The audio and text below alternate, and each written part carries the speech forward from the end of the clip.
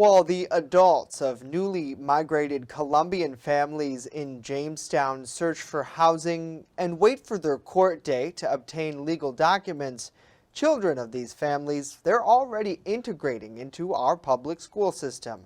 As Julia Gress reports, educators at Jamestown Public Schools tell us that families have settled in the same area of town, allowing their children to attend the same schools depending on their age. With regard to schooling, we've done immigrant students many times. We have an English as a new language program. So getting them in school was really quite seamless and painless. We have enough ENL teachers to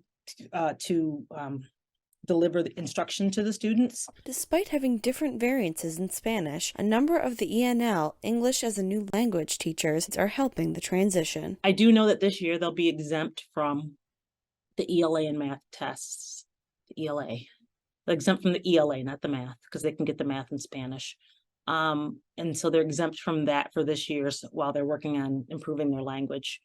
And then next year they'll take the ELA exam. The new students attend the same classes as their peers, with an ENL expert co-teaching, and also receive small group instruction for the school. The goal is to have students be proficient in both languages, which awards them a special seal on their diploma. The school eyes an adult education program for migrants to learn English as well. One of the things I would like to see is, even if we're offering English classes, as they start, when their numbers come in, as they start to work, it would be nice to see, like, if Bush Industries needed 15 people or 10 people, can you guys just invest in enough English for them to know, practicing, for them to know if they're working on the assembly line, if they're working on packing or what have you, so just learn that enough English for that setting while they're continuing to learn the English of the mainstream. Since the families did not come through a resettlement agency like Journey's End, they have been on their own to find housing and other necessities. While the school has made connections with community resources for these families, some of these services cannot help unless the individual in need has a social security number. I just don't understand why it has to take so long. Even if it's a temporary number, it's my understanding they have to check in every day with immigration.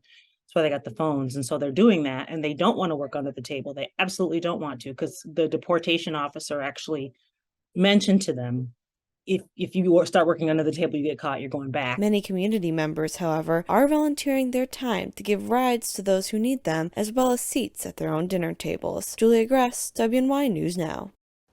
Julia, thank you. Now, the two previous parts of our special report feature what's attracted these migrants to Jamestown and how the city is responding.